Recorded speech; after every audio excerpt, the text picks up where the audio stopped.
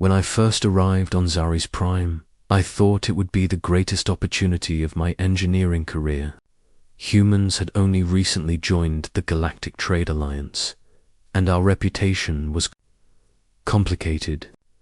Some species admired our adaptability and ingenuity.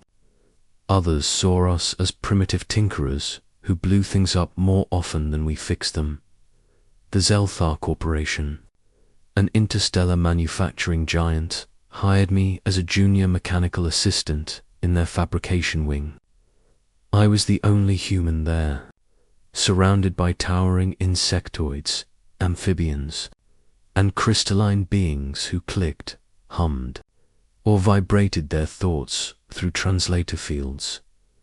On my first day, I walked into the massive workshop, 300 meters wide, gleaming with purple alloys and humming machines, and noticed something odd.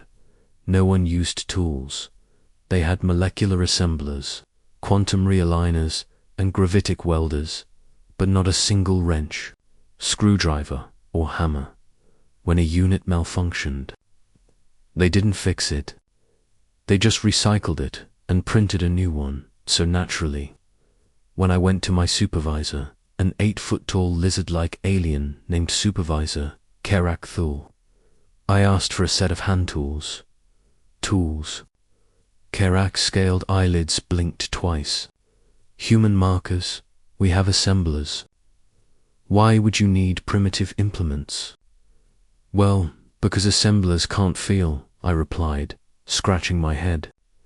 You can't tell if a seal is too tight or a valve is misaligned just by sensors. You gotta feel the give, the resistance. The translator paused for a second, as if struggling to interpret my nonsense. Kerak tilted his head. You wish to touch the machines? Yeah, I said, shrugging. That's kind of how humans work.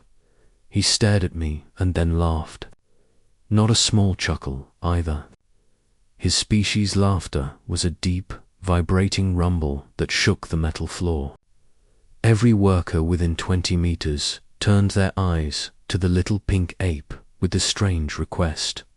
Humans. Kerak boomed, always playing with their relics of the past. Fine, fine. I shall authorize your toys. Do not injure yourself. They gave me what I asked for, a basic mechanical kit, which, in their eyes, was a ceremonial curiosity. The wrenches were alien-shaped, the materials too slick, but I made do. A week later, a major transport armature failed. It was a massive piece of machinery that moved ore containers across the factory. The entire line went down. Kerak's team spent hours running diagnostics through the assemblers. No error codes. No visible faults. The armature just refused to power on. I asked for a look. Kerak sighed. If it amuses you, human Marcus. I climbed up the side of the machine, opened a few panels, and started poking around. Within minutes, I found the problem.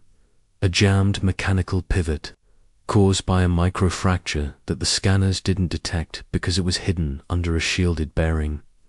I used my wrench, applied some lubricant, and gave it a little human persuasion, a good hard tap.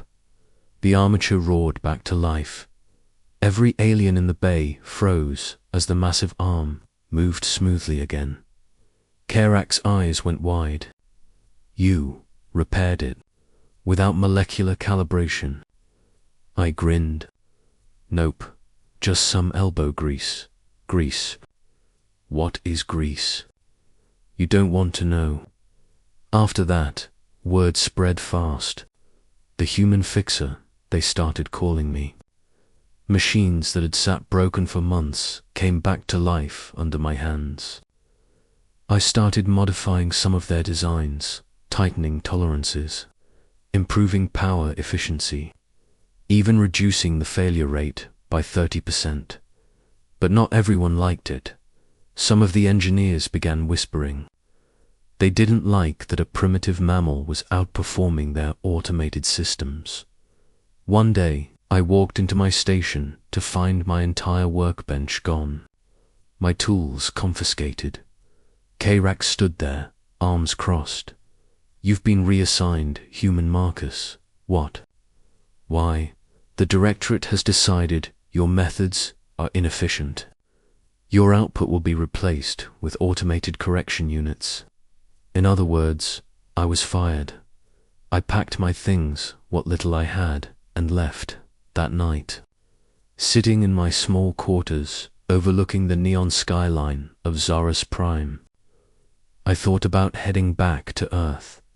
But then I looked at my hands, scarred, calloused, dirty. The hands of a builder? No.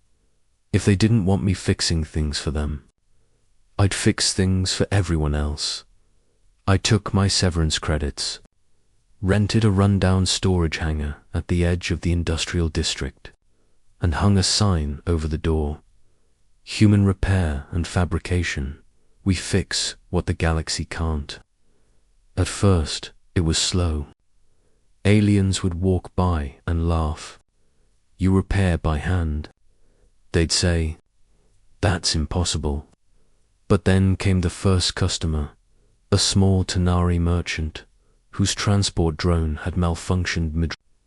He'd been quoted 10,000 credits for replacement. "I fixed it for 50, he told everyone. Within weeks, my hangar was full. Old industrial bots, damaged power couplings, misaligned gravity stabilizers, all came through my doors. I repaired them faster and cheaper than the big corporations could even process a request. And the aliens, they were fascinated. They watched me work with wrenches, soldering irons, and grease-stained rags, whispering like I was some kind of magician. Some even started asking to learn. I taught them how to feel the hum of a motor, how to listen to the vibration of a faulty bearing, how to understand machines instead of just replacing them. It became a movement. 3 months later, my shop had expanded into 3 connected hangars. A line of ships waited outside. I had a team, half of them aliens, who now proudly called themselves engineers, the human way. And then, one morning, a familiar figure walked in, Karak Thol. He looked different. His scales were duller, his posture lower. Behind him stood 2 corporate envoys. "Human Marcus," he began, his voice uncharacteristically quiet. "The Directorate requests your cooperation. Our manufacturing yield has dropped 42% since your departure." I folded my arms. "Oh, I thought my methods were inefficient." He winced. "We were mistaken. Your hands, your tools, they work. We need you to return. Name your price." The shop went silent. My apprentices stared at me. I smiled slowly. "No, Kahaki, I'm not coming back. But you're welcome to bring your machines here. We'll fix them at market rates." One of the envoys whispered something to Karak. He nodded, defeated. Before leaving, he turned to me. "You humans, you turn everything you touch upside down." I grinned. "That's kind of our thing." Within a year, human repair and fabrication became the most trusted name on Zarus Prime. Other humans joined me, bringing their own trades, welders, machinists, electricians. The alien world that once laughed at our crude tools now built factories designed around them. The Galactic Trade Alliance even passed a new directive. Manual engineering techniques, human certified. They said we changed the way the galaxy thought about maintenance forever. But to me, it wasn't about fame or credit.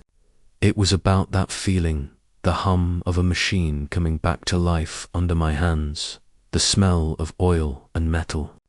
the heartbeat of creation, because in a galaxy full of machines that think for themselves, someone still had to remember how to build. And every time I tighten a bolt or strike a spark, I remember that first day, my alien boss laughing at my request for tools. He's one of my best customers now, asterisk.